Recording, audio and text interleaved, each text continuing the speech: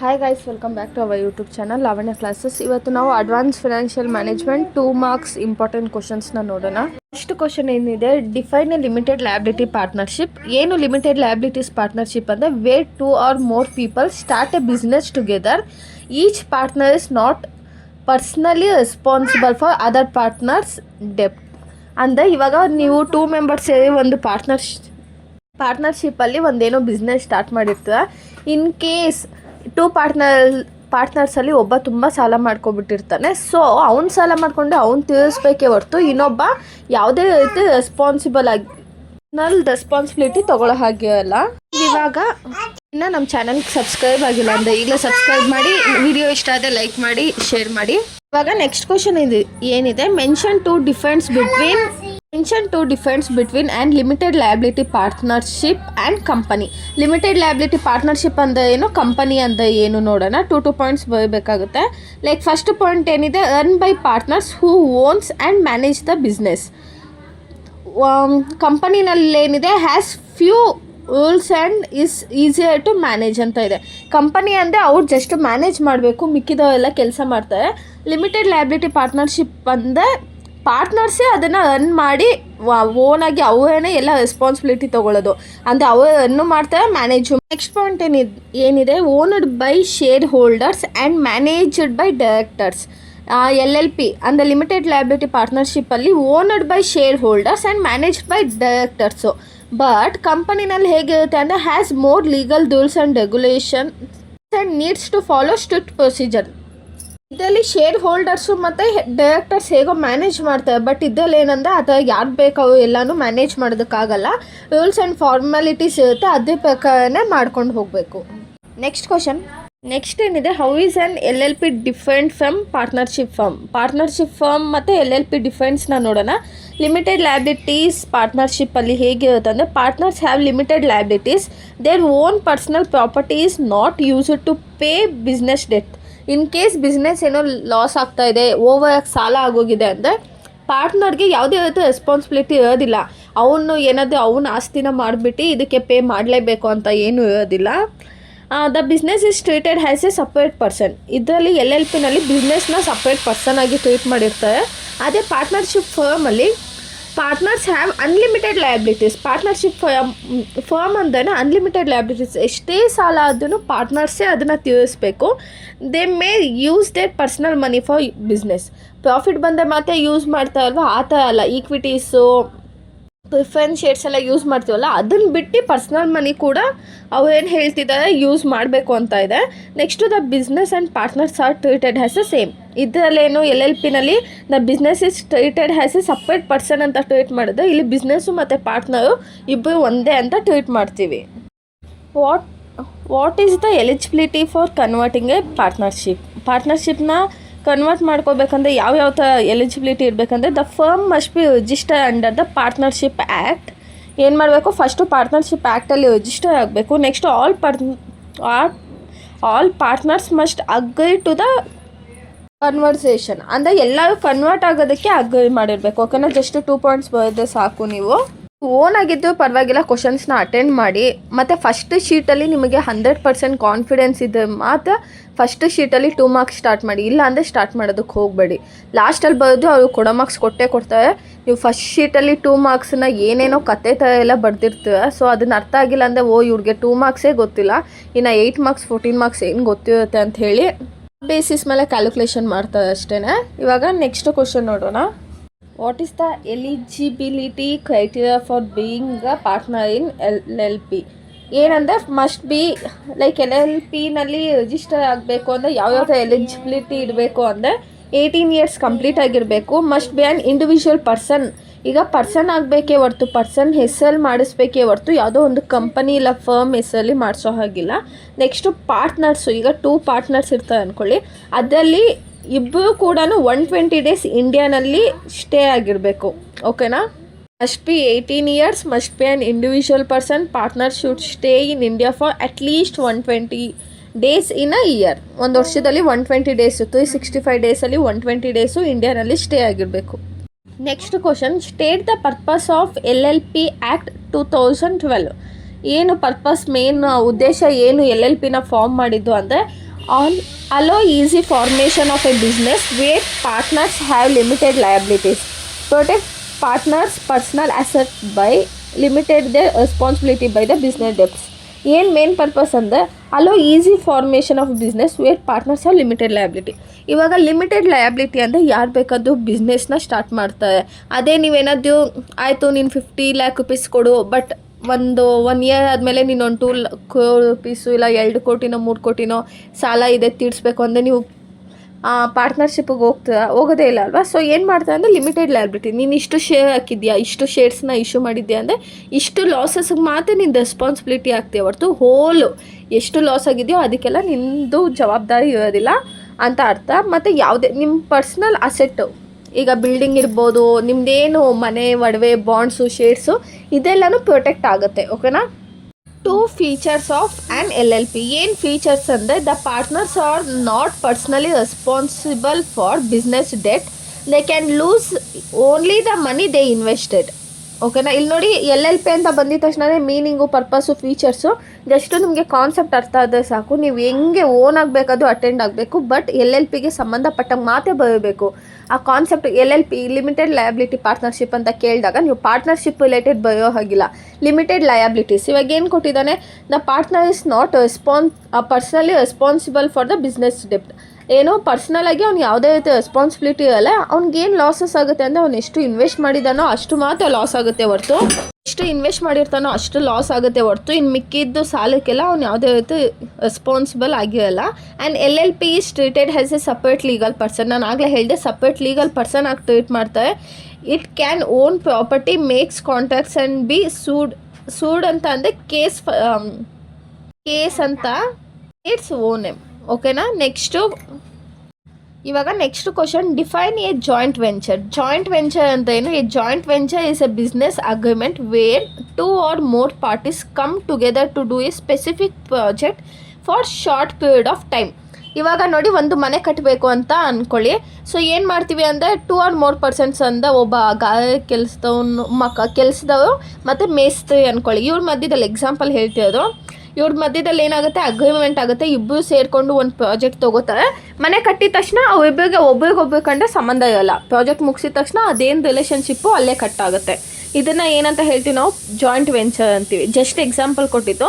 A joint venture is a business agreement where 2 or more parties come together to do a specific project or business for a short period of time. Short period ಅಂದರೆ 1 ವರ್ಷಕ್ಕಿಂತ ಒಳಗಡೆ ಏನಾದರೂ ಒಂದು ಏನು project ಇದೆಯೋ ಅದನ್ನು ಮುಗಿಸ್ಕೊಡೋವಂಥದ್ದು. How does a joint venture different from a partnership in term of purpose? ಯಾವ ಥರ ಡಿಫ್ರೆನ್ಸ್ ಇದೆ ಒಂದಕ್ಕೊಂದು ಅಂತ ನೋಡೋಣ. ಜಾಯಿಂಟ್ ವೆಂಚರ್ ಅಂತ ಏನಂತ ಹೇಳಿದ್ದೆ ನಾನು, formed for the specific purpose or a project like building a bridge or organizing an event. It usually ends when the project is completed. ಒಂದು ಪ್ರಾಜೆಕ್ಟ್ ತೊಗೊಂಡಿರ್ತಾರೆ, ಈಗ ಬ್ರಿಡ್ಜ್ ಕಟ್ಟಿಸೋದಂತ ಅಂದ್ಕೊಳ್ಳಿ. ಒಂದು ಪ್ರಾಜೆಕ್ಟ್ ತೊಗೊಂಡಿರ್ತಾರೆ, ಆ ಪ್ರಾಜೆಕ್ಟ್ ಮುಗ್ದಿದ ತಕ್ಷಣ ಅವರಿಬ್ಬರು ರಿಲೇಷನ್ಶಿಪ್ ಮುಗಿಯುತ್ತೆ. ಬಟ್ ಪಾರ್ಟ್ನರ್ಶಿಪ್ಪಲ್ಲಿ ಹೇಗೆ ಅಂದರೆ formed to run a regular ongoing business for long period. ಈಗ ಪಾರ್ಟ್ನರ್ಶಿಪ್ಪಲ್ಲಿ ಒಂದು ಅಂಗಡಿ ಇಡ್ತೀರ ಅಂದ್ಕೊಳ್ಳಿ, 6 ತಿಂಗಳು ಮಾಡೋಣ ಆಮೇಲೆ ಕ್ಲೋಸ್ ಮಾಡಿಬಿಡೋಣ ಅನ್ನೋ ಇಂಟೆನ್ಷನಲ್ಲಿ ಸ್ಟಾರ್ಟ್ ಮಾಡ್ತೀರಾ? ಇಲ್ಲ, ಲೈಕ್ ಕಂಟಿನ್ಯೂಸ್ ಆಗಿ ಓಡಿಸ್ಬೇಕು. ಈಗ ಒಂದು ಅಂಗಡಿ ಇಡ್ಬೋದು, ಒಂದು ಕಂಪನಿ ಇಡ್ಬೋದು, ಲಾಂಗ್ ಟರ್ಮ್ಗೋಸ್ಕರ ನೀವೇನು ಮಾಡ್ತೀರಾ? ಫಾರ್ಮ್ ಮಾಡೋದು. ಬಟ್ ಜಾಯಿಂಟ್ ವೆಂಚರ್ ಏನಂದರೆ ಒಂದು ಪ್ರಾಜೆಕ್ಟ್ ಮುಗ್ದಿದ ತಕ್ಷಣ ನೀನು ಯಾರು ನಾನು ಯಾರು ಅಂತ. ನೆಕ್ಸ್ಟ್ ಕ್ವಶನ್ ಏನಿದೆ, explain the term shared control in joint venture. Shared control ಅಂದರೆ ಏನು ಅಂದರೆ all parties involving joint venture take decision together. ಅಂದರೆ ಎಲ್ಲ ಸೇರಿಕೊಂಡು, ಇವಾಗ ಜಾಯಿಂಟ್ ವೆಂಚರಲ್ಲಿ ನಾವು ಇವಾಗ ಒಂದು 3-4 ಜನ ಅಗ್ರಿಮೆಂಟ್ ಮಾಡ್ಕೊಂಡಿದ್ದೀವಿ ಅಂದ್ಕೊಳ್ಳಿ. ಲೈಕ್ ಅಷ್ಟೂ ಜನ 4 ಜನನೂ ಸೇರಿಕೊಂಡೇ ಡಿಸಿಷನ್ನ ತೊಗೋಬೇಕೇ ಹೊರ್ತು ಯಾರೋ ಒಬ್ಬ ಬಂದು ಅವ್ರನ್ನ ಕಂಟ್ರೋಲ್ ಮಾಡೋದಕ್ಕಾಗಲ್ಲ. ಲೈಕ್ ಇಲ್ಲೇ ಕೊಟ್ಟಿದ್ದಾರೆ ನೋಡಿ, no single party can control the project alone. ಅಂದರೆ ಒಂದು ಪ್ರಾಜೆಕ್ಟ್ನ ಒಬ್ಬ ಸೇರ್ ಮಾಡೋದಕ್ಕಾಗುತ್ತೆ. ಯಾವುದೋ ಒಂದು ದೊಡ್ಡ ಪ್ರಾಜೆಕ್ಟ್ ಆಗಿದೆ, ಸಿಕ್ಕಿದೆ. ಸೊ ಏನು ಮಾಡ್ತೀವಿ ನಾವು, ಜಾಸ್ತಿ ಒಂದು 4 ಮೆಂಬರ್ಸನ್ನ ತೊಗೊಂಡಿದ್ದೀವಿ, ಅಗ್ರಿಮೆಂಟ್ ಮಾಡ್ಕೊಂಡಿದ್ದೀವಿ. ಸೊ ನಮ್ಗೆ ಏನಂದರೆ 4 ಮೆಂಬರ್ಸ್ನ ಜೊತೆ ಅಗ್ರಿಮೆಂಟ್ ಮಾಡಿದ್ದೀವಿ ಅಂದರೆ 4 ಜನದ್ದು ಡಿಸಿಷನ್ ಬೇಕು ಅಂತಾನೆ ಅಲ್ವಾ. ಯಾರೋ ಒಬ್ಬ ಅದನ್ನು ಲೀಡ್ ಮಾಡೋಕ್ಕಾಗಲ್ಲ. ಆ್ಯಂಡ್ ಎಲ್ಲ ಚಾಪ್ಟರ್ಸ್ ವೀಡಿಯೋನು ಅಪ್ಲೋಡ್ ಆಗಿದೆ ಯೂಟ್ಯೂಬಲ್ಲಿ, ಹೋಗಿ ಚೆಕ್ ಮಾಡ್ಕೊಳ್ಳಿ. ಆ್ಯಂಡ್ ಮಾಡೆಲ್ ಕ್ವಶನ್ ಪೇಪರ್ನು ಸಾಲ್ವ್ ಮಾಡಿದ್ದೀನಿ. ಆಮೇಲೆ ಏನು ಪ್ರಾಕ್ಟಿಕಲ್ಸ್ ನಾವು ಸಾಲ್ವ್ ಮಾಡಿದ್ದೀವೋ ಅದ್ರಲ್ಲಿ ಅಮೌಂಟ್ ಏನಾದರೂ ಕೆಲವೊಂದು ಸತಿ ಮಿಸ್ ಆಗಿದೆ, ಒಂದು ಎಕ್ಸ್ಟ್ರಾ ಆಗೋದು ಇಲ್ಲ ಕಮ್ಮಿ ಆಗೋದು, ನೀವು ಕ್ವಶನು ಅಲ್ಲೇ ಇದೆ ಅಲ್ವಾ, ನೀವು ನೋಡಿಕೊಂಡು ಅದನ್ನು ಕರೆಕ್ಟ್ ಮಾಡ್ಕೊಳ್ಳಿ. ಅದೇನು ದೊಡ್ಡ ಒಂದು ಇಶ್ಯೂ ಅಲ್ಲ. ಏನಾದರೂ ಕ್ಯಾಲ್ಕುಲೇಷನ್ ಏನಾದರೂ ಲೈಕ್ ಬ್ಯಾಲೆನ್ಸ್ ಶೀಟಲ್ಲಿ ಇರ್ಬೋದು, ಇಲ್ಲ pay and L account, trading and pay and L ಅಕೌಂಟಲ್ಲಿ ಏನಾದರೂ ಮಿಸ್ಟೇಕ್ ಆಗಿದೆ, ಸಾರಿ ನನ್ನ ಕಡೆಯಿಂದ. ಲೈಕ್ ವಿಡಿಯೋ ಮಾಡೋ ಹೈಬೈನಲ್ಲಿ ಕ್ಯಾಲ್ಕುಲೇಷನ್ ಕೆಲವೊಂದು ಪ್ರಾಬ್ಲಮಲ್ಲಿ ತಪ್ಪಾಗಿರ್ಬೋದು. ಸೊ ನಿಮಗೆ ಗೊತ್ತಿರುತ್ತಲ್ವ, ಕರೆಕ್ಟಾಗಿ ನೀವು ಮಾಡಿಕೊಂಡು ಕರೆಕ್ಟ್ ಆನ್ಸರ್ನ ತೊಗೊಳ್ಳಿ ನೀವು. ಇವಾಗ ನೆಕ್ಸ್ಟ್ ಕ್ವಶನ್ ನೋಡೋಣ. State 2 objectives of joint venture. First point, partners come together to do a particular job. Each partners bring their money, knowledge and technology. ಇಲ್ಲಿ ನೋಡಿ ಏನು ಉದ್ದೇಶ ಜಾಯಿಂಟ್ ವೆಂಚರ್ದಂತೆ, ಪಾರ್ಟ್ನರ್ಸ್ ಕಮ್ ಟುಗೆದರ್, ಜೊತೆ ಒಂದು 2 or more ಪಾರ್ಟ್ನರ್ಸ್ ಜೊತೆಗೆ ಬರ್ತಾರೆ ಏನೋ ಒಂದು ಕೆಲಸ ಮಾಡಬೇಕಂತ. ಬರುವಾಗ ಏನು ತೊಗೊಬರ್ತಾರೆ ಅಂದರೆ ಮನಿ, ನಾಲೆಜ್, ಟೆಕ್ನಾಲಜಿ. ಓಕೆನಾ. ನೆಕ್ಸ್ಟು ಕ್ವಶನ್ ಏನಿದೆ, mention any 2 types of joint venture. Equity based joint venture, contract based joint venture. Equity ಅಂದರೆ ಸ್ವಲ್ಪ ಲಾಂಗ್ ಟರ್ಮು, ಕಾಂಟ್ರಾಕ್ಟ್ ಅಂದರೆ ಇಷ್ಟು ಕಾಂಟ್ರಾಕ್ಟ್ ಮಾಡ್ಕೊಂಡಿರ್ತಾರೆ ಅಷ್ಟರೊಳಗಡೆ ಮುಗಿಸೋದು. ಕಾಂಟ್ರಾಕ್ಟ್ ಅಂದರೆ ಸ್ವಲ್ಪ ದಿನ ಇರ್ತಾರೆ. ಈಕ್ವಿಟಿ ಅಂದರೆ ಜಾಸ್ತಿ ಅಮೌಂಟನ್ನ ಸ್ವಲ್ಪ ಜಾಸ್ತಿ ಇನ್ವೆಸ್ಟ್ ಮಾಡಿ ಅದೊಂದು ಬಿಸ್ನೆಸ್ ಅದೊಂದು ಪ್ರಾಜೆಕ್ಟಲ್ಲಿ ಒಂದು ಪಾರ್ಟ್ ಆಗಿರ್ತಾರೆ. Next, what is an equity based joint venture? When 2 or more parties start a new business together. ನೋಡಿ, 2 or more parties start a new business together and each partner invest money, ಅಂದರೆ ಈಕ್ವಿಟಿನ invest ಮಾಡ್ತಾರೆ and becomes a part owner. ಈಗ ಒಂದು 100% ಅಂದರೆ ಇವು ಏನು ಮಾಡ್ತಾರೆ, 10% ಅಷ್ಟು ಇನ್ವೆಸ್ಟ್ ಮಾಡಿ ಆ ಕಂಪನಿಲಿ ನಾನು ಓನರ್ ಅಂತ ಅನ್ನಿಸ್ಕೊಳ್ಳೋದನ್ನ ನಾವೇನಂತ ಹೇಳ್ತೀವಿ, ಈಕ್ವಿಟಿ ಬೇಸ್ಡ್ ಜಾಯಿಂಟ್ ವೆಂಚರ್ ಅಂತ ಹೇಳ್ತೀವಿ. What is the main purpose of forming a joint venture? ಏನಿದು ಮೇನ್ ಪರ್ಪಸ್ಸು ಅಂದರೆ to combine resource, skill or money of 2 or more parties to complete specific project or task together. ಒಂದು task ಇಲ್ಲ ಪ್ರಾಜೆಕ್ಟನ್ನ 2 or more parties ಬಂದು ಅವ್ರ skill ಮತ್ತು ಅವ್ರ ಮನಿಯಿಂದ ಹೇಗೆ ಟಾಸ್ಕನ್ನು ಕಂಪ್ಲೀಟ್ ಮಾಡ್ತಾರೆ ಅನ್ನೋದನ್ನು ನಾವು ನೋಡ್ತೀವಿ. Next, list 2 features of joint venture. A joint venture is usually formed for a short term or one specific project. All parties in the joint venture share the profit and loss according to their agreement. ಅರ್ಥ ಆಯ್ತಲ್ವ ನಿಮಗೇನಯ್ಯ? Give 2 features of dependent branch. ಇವಾಗ next chapter ನೋಡೋಣ. First 2 ಚಾಪ್ಟರ್ದು ಮುಗೀತು. Dependent branch. A dependent branch does not keep full books of accounts. ಏನು first feature ಅಂದರೆ dependent account full books of ಅಕೌಂಟ್ಸನ್ನ ಮೇಂಟೈನ್ ಮಾಡೋದಿಲ್ವಂತೆ. The branch is fully managed and controlled by head office. Dependent branch ಅಕೌಂಟನ್ನು ಯಾರು manage ಮತ್ತು control ಮಾಡೋದು? Head office. What do you mean by loading? Loading means adding an extra amount to cost price of a goods when sending them from head office to branch or from one department to another. ಇವಾಗ ನೋಡಿ, loading ಅಂದರೆ ಒಂದು 1000 rupees ಇರುತ್ತೆ cost price. ಅದ್ರ ಜೊತೆಗೆ ನೀವು extra 100 rupeesನ charge ಮಾಡ್ತೀರ, loading charges ಅಂತ ಮಾಡ್ತಾರಲ್ವ, ಅದನ್ನು ಏನಂತ ಹೇಳ್ತೀವಿ ನಾವು? ಲೋಡಿಂಗ್ ಅಂತ ಹೇಳ್ತೀವಿ. Next, mention 2 objectives of branch account. To know the P&L of each branch separately to control and manage branch operations effectively. ಏನು ಫಸ್ಟ್ ಒನ್ P&L ಅಕೌಂಟನ್ನು ಸಪ್ರೇಟಾಗಿ ನೋಡೋದಿರ್ಬೋದು, ಇನ್ನೊಂದು control and manage branch operating effectively. Next, meaning of branch account. Branch account means recording and keeping separate account for each branch of business. What is stock reserve account? It used to remove the unrealistic profit from closing stock at a branch. Next, difference between cost price and loading. Cost price, the actual price of the goods.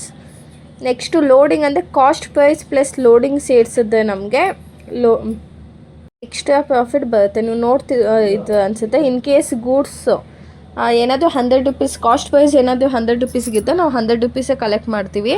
ಅದೇನೇ ನಮಗೆ cost price 100 rupeesಗಿದ್ದು plus ಇನ್ನೂ ಒಂದು 20-30 rupees ನಾವೇನಾದರೂ loading collect ಮಾಡುತ್ತೆ, loaded prices ಅಂತ ನಾವು ತೊಗೊಳ್ತೀವಿ, charge ಮಾಡ್ತೀವಿ. Define a foreign branch. Foreign branch account is a account prepared by head office to record all transaction of its branch located in other country. Foreign branch ಅಂದರೆ ಇದು other country locate ಆಗಿರುತ್ತೆ. ಇನ್ನು ಮಿಕ್ಕಿದ್ದೆಲ್ಲ ಅಕೌಂಟನ್ನು head ಆಫೀಸೇ ನೋಡ್ಕೊಳ್ಳುತ್ತೆ. What is the objectives of foreign account? To find out the foreign account main ಉದ್ದೇಶ ಏನಂದರೆ to find out the profit and loss of branch, to compare performance between branch. ಇವಾಗ ಫಾರಿನಲ್ಲಿ ಹೆಡ್ ಆಫೀಸ್ ಇರುತ್ತೆ, ಆಮೇಲೆ ಏನಾಗುತ್ತೆ ಅಂದರೆ ಈ ಬ್ರ್ಯಾಂಚ್ ಆಫೀಸ್ ಎಲ್ಲ ಬಂದುಬಿಟ್ಟು ಇನ್ನೊಂದು ಕಂಟ್ರಿನಲ್ಲಿ ಇದು ಓಪನ್ ಮಾಡಿರ್ತಾರೆ. ಸೊ ಏನಾಗುತ್ತೆ ಅಂದರೆ ಎಲ್ಲ ಕಂಪನಿದು P&L ಅಕೌಂಟ್ ಗೊತ್ತಾಗುತ್ತೆ, ಮತ್ತು ಯಾವ ಬ್ರ್ಯಾಂಚಲ್ಲಿ ಚೆನ್ನಾಗಿ ಓಡ್ತಾ ಇದೆ ಕಂಪನಿ ಎಲ್ಲ, ಯಾವ ಬ್ರ್ಯಾಂಚಲ್ಲಿ ಚೆನ್ನಾಗಿ, ಈಗ ಒಂದು ಇಂಡಿಯಾದಲ್ಲಿ 10 ಬ್ರ್ಯಾಂಚ್ ಇರುತ್ತೆ ಅಂದ್ಕೊಳ್ಳಿ, ಯಾವ ಬ್ರ್ಯಾಂಚಲ್ಲಿ ಚೆನ್ನಾಗಿ ಓಡ್ತಾ ಇದೆ ಅಂತ ನೋಡಿ ಕಂಪೇರ್ ಮಾಡಿ ಇನ್ನು ಫುಲ್ ಲಾಸ್ ಆಗ್ತಿರೋದನ್ನೆಲ್ಲ ಕ್ಲೋಸ್ ಮಾಡ್ತಾರೆ. Next list 2 features of foreign branch. It operates outside the home country of head office. ಏನು ಫಸ್ಟ್ ಫೀಚರ್ಸ್ ಅಂದರೆ it operates outside the home country of the, ಅಂದರೆ ಹೋಮ್ ಕಂಟ್ರಿ ನಾನು ಇಂಡಿಯಾದಲ್ಲಿದ್ದೆ, India ನನಗೆ home country ಆಗುತ್ತೆ.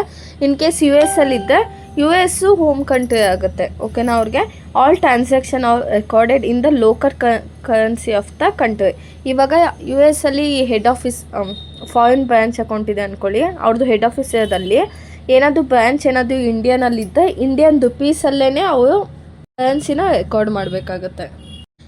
Next what is current exchange rate used for in accounting? The current exchange rate is used to convert foreign currency into the home company currency when preparing account. ಈಗ ನೋಡಿ, ನೀವು foreign branch ಅಕೌಂಟ್ನ prepare ಮಾಡುವಾಗ ಪ್ರಾಕ್ಟಿಕಲಲ್ಲಿ ಏನು ಮಾಡಿರ್ತಾನೆ, Japan ಕರೆನ್ಸಿನಲ್ಲೋ ಇಲ್ಲ US ಡಾಲರಲ್ಲೋ ಆ ಥರ ಕೊಟ್ಟಿರ್ತಾನಲ್ವ. ಸೊ ಅದನ್ನು ನಾವೇನು ಮಾಡ್ತೀವಿ, ಪ್ರಿಪೇರ್ ಮಾಡುವಾಗ ಹೋಮ್ ಕರೆನ್ಸಿಗೆ ಕನ್ವರ್ಟ್ ಮಾಡಿಕೊಂಡೆ ಪ್ರಿಪೇರ್ ಮಾಡ್ತೀವಿ. The currency exchange rate is used to convert foreign currency into the home country currency when preparing account. Next define an integral foreign operation. Integral foreign operation controlled by head office, its profits directly affect on head office. Integral foreign operation control ಆಗೋದು head ಆಫೀಸಿಂದ, ಮತ್ತು profit ಡೈರೆಕ್ಟಾಗಿ head ಆಫೀಸ್ಗೆ affect ಆಗುತ್ತೆ. ಓಕೆನಾ? Name any 2 indicators of non integral foreign operation. The foreign branch make it's own decision and run like a separate business. ಏನು ಮಾಡುತ್ತೆ foreign branch? Makes its own decision and runs like a separate business. It earn spend and report in local currency. Local ಕರೆನ್ಸಿನಲ್ಲೇ ಅದು earn ಮಾಡುತ್ತೆ, spend ಮಾಡುತ್ತೆ, ಮತ್ತು report ಮಾಡೋದು ಅಷ್ಟೇ. ಈಗ ಇಂಡಿಯನ್ ಕರೆನ್ಸಿ ಅಂದರೆ ಇಂಡಿಯನ್ ಕರೆನ್ಸಿನಲ್ಲೇ ಚಾರ್ಜ್ ಮಾಡೋದಿರ್ಬೋದು, ರಿಪೋರ್ಟ್ ಮಾಡೋದು, ಇಲ್ಲಾಂದರೆ ಖರ್ಚು ಮಾಡೋದು ಅಷ್ಟೇ. Next what is departmental accounting? Departmental accounting ಅಂದರೆ departmental accounting is a process of recording and reporting the financial result of each department separately within the same business. ಈಗ ಒಂದು ಬಿಸ್ನೆಸ್ ಇರುತ್ತೆ, 10 ಡಿಪಾರ್ಟ್ಮೆಂಟ್ ಇರುತ್ತೆ. ಸೊ ಏನು ಮಾಡ್ತಾರೆ, ಒಂದೊಂದು ಡಿಪಾರ್ಟ್ಮೆಂಟಿಗೂ ಒಂದೊಂದು ಥರ ರಿಪೋರ್ಟಿಂಗ್ ಇರುತ್ತೆ. ಲೈಕ್ ಏನಂದರೆ ಸಪ್ರೇಟಾಗಿ ರೆಕಾರ್ಡ್ ಮಾಡೋದು ಮತ್ತು ರಿಪೋರ್ಟ್ ಮಾಡೋದು ಸಪ್ರೇಟಾಗಿ ಮಾಡ್ತಾರೆ ಹೊರತು ಒಂದೇ ಕಡೆ ಮಾಡೋದಿಲ್ಲ. ಯಾಕೆ ಅಂದರೆ ನೆಕ್ಸ್ಟ್ ಕ್ವಶನ್ಸಲ್ಲಿ ಹೇಳ್ತೀನಿ ನೋಡಿ. Next define independent department in departmental account. Define independent department in departmental accounting. An independent department is a department that works on its own. ಏನೋ ಅದ್ರ ಪಾಡಿಗೆ ಅದೇ ಓನಾಗಿ ವರ್ಕ್ ಆಗುತ್ತಂತೆ. Has separate activity and may have its own income and expenses. ಇವಾಗ ನೆಕ್ಸ್ಟಲ್ಲಿ with example ಇರುತ್ತೆ ಬಿಡಿ. ಈಗ ನೋಡಿ, ಇಂಡಿಪೆಂಡೆಂಟ್ ಅಂದರೆ ಇವಾಗ ಒಂದು ಮಾಲ್ ಅಂತ ಅಂದ್ಕೊಳ್ಳಿ. ಒಂದು ಮಾಲಲ್ಲಿ ಏನಿರುತ್ತೆ, ಡಿಪಾರ್ಟ್ಮೆಂಟಾಗಿ ಡಿವೈಡ್ ಆಗಿರುತ್ತೆ. ಕ್ಲಾತಿಂಗ್ ಇರ್ಬೋದು, ಫುಡ್ಡದು ಇರ್ಬೋದು, ಒಂದೊಂದು ಡಿಪಾರ್ಟ್ಮೆಂಟ್ ಒಂದೊಂದು ಕಡೆ ಇರುತ್ತೆ. ಇವಾಗ ಫುಡ್ಡದು, ಈಗ ಫುಡ್ಡಿಗೂ ಕ್ಲಾತಿಗೂ ಏನಾದರೂ ರಿಲೇಟೆಡ್ ಇದೆಯಾ? ಇಲ್ಲ. ಆಲ್ರೆಡಿ ಯಾರೋ ಸ್ಟಿಚ್ ಮಾಡಿರ್ತಾರೆ, ಅದನ್ನು ತೊಗೊಬಂದಲ್ಲಿ ಟ್ರೆಂಡು ಇನ್ನೊಂದು ನೇಮಲ್ಲಿ ಹಾಕ್ಬಿಟ್ಟಿರ್ತಾರೆ. ಸೊ ಏನಂದರೆ ಯಾವುದೇ ಡಿಪಾರ್ಟ್ಮೆಂಟ್ ಹೆಲ್ಪ್ ತೊಗೊಳ್ದೆ ಅದು ಇಂಡಿವಿಜುವಲಾಗಿ ಸ್ಟ್ಯಾಂಡ್ ಆಗುತ್ತೆ. ಅದನ್ನು ನಾವೇನಂತ ಹೇಳ್ತೀವಿ, ಇಂಡಿಪೆಂಡೆಂಟ್ ಡಿಪಾರ್ಟ್ಮೆಂಟ್ ಅಂತ ಹೇಳ್ತೀವಿ. Next explain the difference between dependent and independent. Dependent ಅಂತ this department rely on each others, ಅಂದರೆ ಒಂದು ಡಿಪೆಂಡ್ ಆಗಿರುತ್ತೆ ಇನ್ನೊಂದ್ರ ಮೇಲೆ. One department output may be used as a input in another department. That performance is connected. ಇಲ್ಲಿ ನೋಡಿ, one department output, ಒಂದು ಡಿಪಾರ್ಟ್ಮೆಂಟಿಂದ output ಏನು ಬರ್ತಾ ಇದೆಯೋ ಅದು ಇನ್ನೊಂದು ಡಿಪಾರ್ಟ್ಮೆಂಟ್ಗೆ ಇನ್ಪುಟ್ ಆಗಿರುತ್ತೆ. ಸೊ ಏನಂದರೆ ಒಂದಕ್ಕೊಂದು ಕನೆಕ್ಟ್ ಆಗಿರುತ್ತೆ. ಫಾರ್ ಎಕ್ಸಾಂಪಲ್, ನೀವೊಂದು ಬೇಕರಿನಲ್ಲಿ ನೋಡಿ, ಇವಾಗ ಬೇಕರಿನಲ್ಲೇ ನಿಮಗೆ ಸ್ವೀಟನ್ನು ಪ್ರಿಪೇರ್ ಮಾಡಲ್ಲ. ಏನು ಮಾಡ್ತಾರೆ, ಒಳಗಡೆ ಒಂದು ಕಡೆ ಒಂದು ಕಿಚನ್ ಥರ ಇರುತ್ತೆ, ಅಲ್ಲಿ ಸ್ವೀಟ್ನ ಪ್ರಿಪೇರ್ ಮಾಡ್ತಾರೆ. ಅದೊಂದು ಡಿಪಾರ್ಟ್ಮೆಂಟ್ ಆದರೆ ಅದನ್ನು ಸೇಲ್ ಮಾಡೋದಲ್ಲಿ ಅಂಗಡೀಲಿ ಸೇಲ್ ಮಾಡ್ತಾರೆ. ಸೊ ಅಲ್ಲಿ ಕಿಚನಲ್ಲಿ ಕುಕ್ ಮಾಡಿದ್ದೇನೆ ಇಲ್ಲಿ ಬಂದು ಸೇಲ್ ಮಾಡೋಕ್ಕಾಗೋದು. ಸೊ ಒಂದಕ್ಕೊಂದು ಕನೆಕ್ಟ್ ಇದೆ.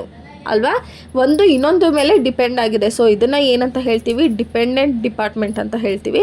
ಇಂಡಿಪೆಂಡೆಂಟ್ ಡಿಪಾರ್ಟ್ಮೆಂಟ್ ಅಂದರೆ this department work separately, each department has its own functions and does not relay on other department. ಇನ್ನೊಂದು ಮೇಲೆ ಡಿಪೆಂಡೇ ಆಗಲ್ಲ, ಅದೇ ಪಾಡಿಗೆ ಅದು ಕೆಲಸ ಮಾಡ್ತಿರುತ್ತೆ. ಓಕೆನಾ, ಅದನ್ನು ಇಂಡಿಪೆಂಡೆಂಟ್ ಅಂತ ಹೇಳ್ತೀವಿ.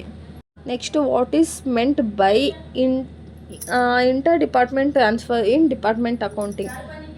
It means goods or services are transferred from one department to another within the same business. ಇವಾಗ ಸೇಮ್ ಬಿಸ್ನೆಸ್ ಅಂದರೆ ಯಾವುದು, ಇಂಟರ್ ಡಿಪಾರ್ಟ್ಮೆಂಟ್ ಟ್ರಾನ್ಸ್ಫರ್. ಇವಾಗ ನೋಡಿ, ಸ್ವೀಟ್ ಅಂಗಡಿ ಅಂತ ಹೇಳಿದೆ. ಸ್ವೀಟ್ ಅಂಗಡಿ ಮತ್ತು ಸ್ವೀಟ್ ಕಿಚನ್, ಅದು ಪ್ರಿಪೇರ್ ಮಾಡೋ ಕಿಚನು ಏನಾಗಿರುತ್ತೆ, ಒಬ್ಬಂದೇ ತಾನೇ ಅದು. ನಾವು ಇನ್ನೊಂದು ಕಡೆಯಿಂದ ತೊಗೊಬಂದು ಸೇಲ್ ಮಾಡ್ತಾಯಿಲ್ಲ. ಹಾಗೆಯೇ ಇಂಟರ್ ಡಿಪಾರ್ಟ್ಮೆಂಟ್ ಟ್ರಾನ್ಸ್ಫರ್ ಅಂದರೆ ಅದೇ ಬಿಸ್ನೆಸ್ಸಲ್ಲಿ ಈ ಕಡೆ ಮ್ಯಾನುಫ್ಯಾಕ್ಚರು ಮಾಡ್ತಾರೆ, ಸೇಲು ಮಾಡ್ತಾರೆ. ಓಕೆನಾ. Next question. ಎಲ್ಲ ಕ್ವಶನ್ಸು ನೋಡಿ ಸ್ಕ್ರೀನ್ ಮೇಲೆ ಡಿಸ್ಪ್ಲೇ ಆಗ್ತಾ ಇದೆ. ನೀವು ಒಂದು ಕಡೆ ಬರ್ಕೊಬಿಡಿ, ಅದನ್ನು ನೋಟ್ಸ್ತಾ ಬರ್ಕೊಂಡು ರೆಫರ್ ಮಾಡ್ಕೊಂಡು ಹೋಗಿ. ಓನಾಗಿ ಅದು ಅಟೆಂಡ್ ಮಾಡಿ, ಹಾಗೆ ಬಿಡಬೇಡಿ. Next, purpose or objectives of preparing a departmental P&L account. ಏನು ಮೇನ್ ಪರ್ಪಸ್ಸು ಮತ್ತು ಆಬ್ಜೆಕ್ಟಿವ್ಸ್ ಅಂತ ಅಂದರೆ, ಯಾಕೆ ಡಿಪಾರ್ಟ್ಮೆಂಟಲ್ ಅಕೌಂಟ್ ಅಂದರೆ ಈಗ ಸಪ್ರೇಟಾಗಿ ಒಂದು 5-6 ಡಿಪಾರ್ಟ್ಮೆಂಟ್ ಇದೆ, ಸಪ್ರೇಟಾಗಿ ಅಕೌಂಟ್ಸ್ನ ನಾವು ಪ್ರಿಪೇರ್ ಮಾಡ್ತೀವಿ. ಸೊ ಫಸ್ಟು ಏನಂದರೆ, to find out the P&L profit and loss made by the each department separately. First ನಮಗೆ ಗೊತ್ತಾಗುತ್ತೆ, ಈಗ 10 ಡಿಪಾರ್ಟ್ಮೆಂಟ್ ಇದೆ, 10 ಡಿಪಾರ್ಟ್ಮೆಂಟಲ್ಲಿ ಯಾವ್ಯಾವುದಕ್ಕೆ ಯಾವ ಥರ ಪ್ರಾಫಿಟ್ ಆಗ್ತಿದೆ, ಲಾಸ್ ಆಗ್ತಿದೆ ಅಂತ ಗೊತ್ತಾಗುತ್ತೆ. ಆಮೇಲೆ to compare performance of department, ಈಸಿಯಾಗಿ ಕಂಪೇರ್ ಮಾಡ್ಬೋದಲ್ವ, ಎಲ್ಲಿ ಪ್ರಾಫಿಟ್ ಆಗ್ತಿದೆ, ಎಲ್ಲಿ ಲಾಸ್ ಆಗ್ತಿದೆ, ಯಾಕೆ ಈ ಡಿಪಾರ್ಟ್ಮೆಂಟಲ್ಲಿ ಪ್ರಾಫಿಟ್ ಆಗ್ತಿದೆ, ಆ ಡಿಪಾರ್ಟ್ಮೆಂಟಲ್ಲಿ ಲಾಸ್ ಆಗ್ತಿದೆ, ಇವು ಹೇಗೆ ಕೆಲಸ ಮಾಡ್ತಾ ಇದ್ದಾರೆ, ಅವರು ಹೇಗೆ ಕೆಲಸ ಮಾಡ್ತಿದ್ದಾರೆ ಅಂತ ನೋಡ್ಬೋದು. Next, to decide rewards or bonus based on departmental function. Rewards ಮತ್ತು ಬೋನಸ್ನ ಆ ಡಿಪಾರ್ಟ್ಮೆಂಟಿಗೆ, ಇಡೀ ಬಿಸ್ನೆಸ್ಸಲ್ಲಿ ಆರ್ಗನೈಸೇಷನಲ್ಲಿ ಕೆಲಸ ಮಾಡೋರಿಗೆಲ್ಲ ಕೊಡೋದಿಲ್ಲ. ಲೈಕ್ ಈ ಡಿಪಾರ್ಟ್ಮೆಂಟಲ್ಲಿ ಚೆನ್ನಾಗಿ ಕೆಲಸ ಮಾಡ್ತಿದ್ದಾರೆ ಅಂದರೆ ಹಾರ್ಡ್ ವರ್ಕ್ ಜಾಸ್ತಿ ಇದೆ, ಸೊ ಇವ್ರಿಗೆ ಎಕ್ಸ್ಟ್ರಾ ಪೇ ಮಾಡೋಣ ಅಂತ ಇರುತ್ತೆ. Next, what is the role of stock reserve in departmental accounting? When one department transfer goods to another at selling price, the closing stock of receiving department may include unrealised profit. ಇಲ್ಲೇನಾಗುತ್ತೆ ಅಂದರೆ, ಒಂದು ಬಿಸ್ನೆಸ್ಸಲ್ಲಿ ಏನು ಮಾಡ್ತಾರೆ, ಗೂಡ್ಸನ್ನ ಒಂದು ಡಿಪಾರ್ಟ್ಮೆಂಟಲ್ಲಿ ಖಾಲಿ ಆಗಿರುತ್ತೆ ಅಂದ್ಕೊಳ್ಳಿ. So ನಮ್ಮ ಡಿಪಾರ್ಟ್ಮೆಂಟ್ ಗೂಡ್ಸನ್ನ ಇನ್ನೊಂದು ಡಿಪಾರ್ಟ್ಮೆಂಟಿಗೆ ಕೊಟ್ಟಿರ್ತೀವಿ, ನಾವು ಅನ್ರಿಯಲೈಸ್ಡ್ ಪ್ರಾಫಿಟ್ ಅಂತ ಹೇಳ್ತೀವಿ. ಸೊ ಸ್ಟಾಕ್ ರಿಸರ್ವ್ನ ನಾವು ಯಾಕೆ ಯೂಸ್ ಮಾಡ್ತೀವಿ ಅಂದರೆ, stock reserve is created to remove this unrealistic profit and show the true profit of the business. Unrealised profit ಅಂತಿದೆಯಲ್ಲ, ಅದನ್ನು ರಿಮೂವ್ ಮಾಡಿ ಪ್ರಾಫಿಟ್ನ ತೋರಿಸುತ್ತೆ. ವಿಡಿಯೋ ಏನಾದರೂ ಯೂಸ್ಫುಲ್ ಅನಿಸಿದ್ರೆ ನಿಮ್ಮ ಫ್ರೆಂಡ್ಸ್ ಜೊತೆ ಶೇರ್ ಮಾಡಿ. ಆ್ಯಂಡ್ ಸಬ್ಜೆಕ್ಟ್ ರಿಲೇಟೆಡ್ ಎಲ್ಲ ಚಾಪ್ಟರ್ಸು ಅಪ್ಲೋಡ್ ಆಗಿದೆ, ಮಾಡೆಲ್ ಕ್ವಶನ್ ಪೇಪರ್ ಅಪ್ಲೋಡ್ ಆಗಿದೆ, ಚೆಕ್ ಮಾಡ್ಕೊಳ್ಳಿ. ಆ್ಯಂಡ್ ಏನಾದರೂ ಅಮೌಂಟ್ಸ್ ಏನಾದರೂ ವೇರಿಯಸ್ ಆಗಿದೆ, ನೀವೇ ಚೇಂಜ್ ಮಾಡ್ಕೊಳ್ಳಿ. ಸಾರಿ, ನನ್ನ ಕಡೆಯಿಂದ ಸ್ವಲ್ಪ ಮಿಸ್ಟೇಕ್ ಆಗಿದೆ. ಆ್ಯಂಡ್ ಯಾವುದೋ ಒಂದೇ ಒಂದು ವೀಡಿಯೋ ಪ್ರಾಪರಾಗಿ ವಾಯ್ಸ್ ಕೇಳ್ತಾ ಇಲ್ಲ, ಅದಕ್ಕೂ ಒಂದು ಸಾರಿ. ಪ್ರಾಪರಾಗಿ ಪ್ರಾಕ್ಟೀಸ್ ಮಾಡ್ಕೊಳ್ಳಿ. ವರ್ಕೌಟ್ ಮಾಡಿಲ್ಲ ಅಂದರೆ ಪ್ರಾಕ್ಟೀಸೇ ಮಾಡೋದಕ್ಕಾಗಲ್ಲ. ಅಂದರೆ ಪ್ರಾಕ್ಟಿಕಲ್ಸ್ನ ಪ್ರಾಪರಾಗಿ ಪ್ರಾಕ್ಟೀಸ್ ಮಾಡಿಲ್ಲ ಅಂದರೆ ಎಕ್ಸಾಮಲ್ಲಿ ಅಟೆಂಡ್ ಮಾಡೋದು ತುಂಬ ಕಷ್ಟ ಆಗುತ್ತೆ. ಸೊ ವರ್ಕೌಟ್ ಮಾಡಿ. Thank you. Keep watching guys. ಮತ್ತು ನಿಮ್ಮ ಫ್ರೆಂಡ್ಸ್ ಜೊತೆ ಶೇರ್ ಮಾಡ್ಕೊಳ್ಳಿ ವೀಡಿಯೋಸ್ನ ಗ್ರೂಪ್ಗಳಲ್ಲಿ, ಇಲ್ಲ ನಿಮ್ಮ ಫ್ರೆಂಡ್ಸ್ ಜೊತೆ ಶೇರ್ ಮಾಡಿ. Thank you.